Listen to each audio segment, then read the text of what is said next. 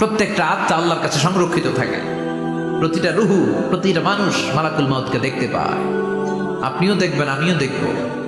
মুমিনদের কাছে এসে মালাকুল মউত একজন যুবকের বেশে সাদা ধবধবে জুব্বা পরে সুগন্ধি মেখে মুমূর্ষ ব্যক্তির শিওরে বসে বসে বলে, ইয়া আইয়াতুহান নাফসুল মুতমাইন্না, হে প্রশান্ত আত্মা, উখরুজি ইলা মাগফিরাতুল্লাহি ওয়া রিদওয়ানি, আল্লাহর ক্ষমা আর দয়ার দিকে বের হয়ে আসো।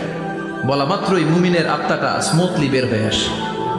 কাফান মিন আকফানিল জান্নাহ, হানুত মিন হানুতিল জান্নাহ, জান্নাত থেকে আনা সুগন্ধি কাফনের মধ্যে পেঁচিয়ে তিনি রূহটাকে নিয়ে ইল্লিনে চলে যায়। সরাসরি দেখে মালাকুল মউতকে।